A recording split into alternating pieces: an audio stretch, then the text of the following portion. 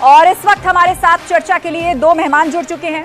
हमारे साथ मदन प्रजापत जी हैं, बीजेपी प्रवक्ता है, जयपुर स्टूडियो से हमारे साथ जुड़ रहे हैं। भरत मेघवाल जी हैं, कांग्रेस के प्रवक्ता है, जयपुर स्टूडियो से हमारे साथ जुड़ रहे हैं। और थोड़ी देर में हमारे साथ निरंजन पोद्दार जी राजनीतिक विश्लेषक होंगे मेरे साथ स्टूडियो में, और साथ ही मेहरुद्दीन रंगरेज भी होंगे राजनीतिक विश्लेषक। आप सभी मेहमानों का बहुत बहुत स्वागत है। हमारे साथ निरंजन पोद्दार जी जुड़ गए हैं, मेहरुद्दीन रंगरेज जी जुड़ गए हैं, दोनों ही पॉलिटिकल एनालिस्ट हैं। सबसे पहले निरंजन पोद्दार जी।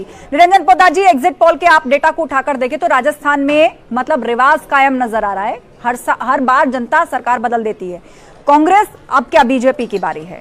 कौन से मुद्दे ऐसे रहे जो मजबूती से बीजेपी ने खड़े किए, और दूसरी तरफ कांग्रेस का दावा है कि वो भी मजबूती से चुनाव लड़ी है, अपनी योजनाओं पर चुनाव लड़ी है?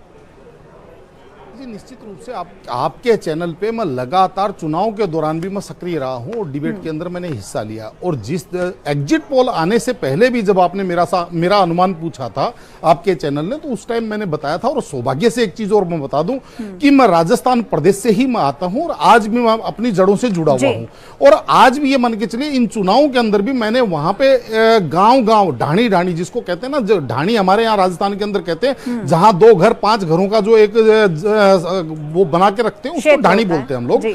तो आज मैं आपको बताऊं, राजस्थान के अंदर वास्तविकता ये है कि जो अशोक गहलोत जी की सरकार थी उसको कहते हैं 1 साल की सरकार, क्योंकि 2018 में चुनने के बाद में 4 साल तो ये सरकार केवल होटलों में और रिजॉर्ट में बनाने में और गिराने की कसरत में लगी रही। और जो लास्ट में जो अंतिम जो चुनावी वर्ष है उसके अंदर इन्होंने जिस तरीके से तमाम घोषणाएं कर दी। और आस्था जी, इस चीज को भी आप समझिए कि राजस्थान का जो व्यक्ति है वो बहुत विवेकशील और विद्वान है। और दूसरी सबसे बड़ी बात, जिस तरीके से वहां पे इन्होंने फ्री बीज या यो मान के चलिए, ये जिस तरीके से महिलाओं को मोबाइल बांटे, इनको लगा कि महिलाएं उन चीजों से कहीं ना कहीं भ्रमित हो जाएंगी। लेकिन आपको मैं बता दूं, राजस्थान वो प्रदेश है आस्था जी जहां पे सागा भी हुए हैं और जहां पे जोहर भी हुए हैं। तो अच्छा, मुझे ये बताइए निरंजन जी, आपने बताया क्योंकि आप खुद राजस्थान से ही आते हैं और राजनीतिक विश्लेषक हैं, बारीकी से नजर रखते हैं, आखिर वो कौन से फैक्टर रहे कांग्रेस पार्टी के भीतर के ही, अगर फैक्टर्स और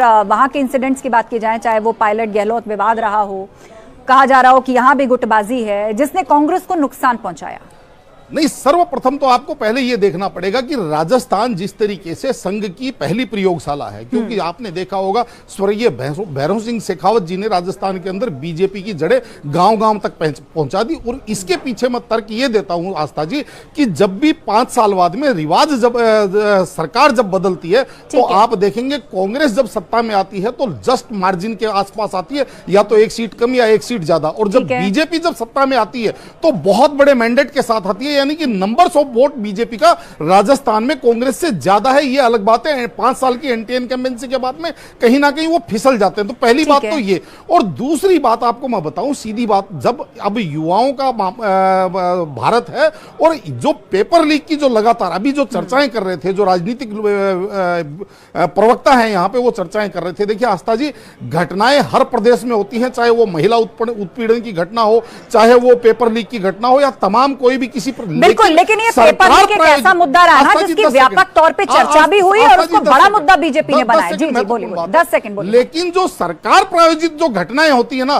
जनता उसको बिल्कुल पसंद नहीं करती, क्योंकि अगर विधानसभा में ये कहा जाता है आस्था जी कि राजस्थान में रेप इसलिए ज्यादा हो रहे हैं क्योंकि ये मर्दों का प्रदेश और पूरा का पूरा सदन ठहाके लगा करके हंसता है, तो ये कहीं ना कहीं आहत करने वाला है। और उसके अंदर अगर आप ये सोचे कि मोबाइल देकर के हम राहत दे देंगे तो आहत के बाद में राहत नहीं होती है। इस चीज को भी आप सीधे रुक करते हैं निरंजन पोद्दार जी का, हमारे बीच में राजनीतिक विश्लेषक है। निरंजन पोद्दार जी, सवाल का जवाब ना तो बीजेपी दे रही है ना कांग्रेस दे रही है। मैंने सवाल किया था कि आखिर ऐसा क्या हुआ?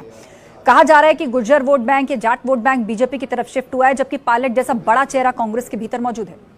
निश्चित रूप से आस्था जी, आपने देखा होगा 2018 के अंदर भारतीय जनता पार्टी की जब सरकार थी और वहां पे इतनी एंटी इनकम्बेंसी थी कि आपने देखा होगा एक नारा बुलंद हुआ था, मोदी तुझसे बैर नहीं, वसुंधरा तेरी खैर नहीं। और उसके बावजूद जब बैटन सचिन पायलट जी के हाथ में कांग्रेस ने दी थी, प्रदेश अध्यक्ष थे, और जिस तरीके से वो गांव-गांव ढाणी घूम घूम करके और युवाओं को जब उन्होंने जोड़ करके और जिस तरीके से मेहनत करी थी, पसीना बहाया, बावजूद उसके 98 सीटों तक कांग्रेस पहुंच पाई थी। और उसके अंदर भी आप देखेंगे जो गुजर बेल्ट है, यानी कि जो हाड़ौती क्षेत्र है, वहां पे आप ये समझ लीजिए आस्था जी उनको बहुत जबरदस्त लगभग 88% से ऊपर का उनको सक्सेस मिला था। तो इस बार कहीं ना कहीं आपको मैं बता रहा हूं कि ये जो समाज है ये बहुत आहत है, और इस वजह से मुझे ऐसा लग रहा है इनको वहां भी डेंट पड़ेगा। रही बात अभी जैसे आपके यहां न्यूज पे चल रहा था शेखावाटी, आपको मैं बता दूं शेखावाटी के अंदर 3 जिले आते हैं, झुंझुनू, सीकर और चूरू। और झुंझुनू जिले के अंदर पिछली बार भारतीय जनता पार्टी के पास 1 सीट थी, लेकिन इस बार आपको मैं बता दूं 3 सीट भारतीय जनता पार्टी की कंफर्म मान के चल रहे हैं, 1 सीट कांग्रेस की कंफर्म मान के चल रहे हैं, और 3 सीटों के ऊपर तगड़ी फाइट है। मैं सीट वाइज बता सकता हूं, सीकर के अंदर पिछली बार भारतीय जनता पार्टी के पास 2 सीटें थी, लेकिन इस बार सीकर के अंदर भी भारतीय जनता पार्टी की 3 सीट मान रहे हैं। कहने का मतलब शेखावाटी में भी भारतीय जनता पार्टी की सीटें बढ़ती हुई दिख रही है। और इधर जो चंद्रशेखर रावण और आरएलपी का जो गठबंधन था, मैं बात कर रहा हूं मारवाड़ की, तो वहां पे जो बीकानेर और ये जो रेगिस्तान संभाग है, यहां पे आस्था जी आपको मैं बताऊं इन्होंने बहुत कड़ी फाइट दी है। और चंद्रशेखर रावण जो है वो कांग्रेस के लिए कुछ सीटों का नुकसान किया है, कुछ सीटों पर आगे दिखती हुई नजर आती है बीजेपी। फिलहाल इस आंकड़े को अगर हम सही माने, अगर ये एग्जैक्ट पोल में कन्वर्ट होता है, जन पोद्दार जी दोनों तरफ है तुष्टिकरण। बीजेपी अगर हिंदुत्व और राम मंदिर मुद्दे की बात करती है तो गहलोत सरकार जो जवाब दे रहे हैं मदन प्रजापत जी दोनों तरफ से है। हाँ। देखिए आस्था जी, हिंदू मुसलमान का आरोप प्रत्यारोप लगाना बहुत आसान है, और एक जैसे अभी हाजी साहब ने कहा कि भाई भारतीय जनता पार्टी हिंदू मुस्लिम, लेकिन वास्तविकता है ये हिंदू मुसलमान आता कहां से है?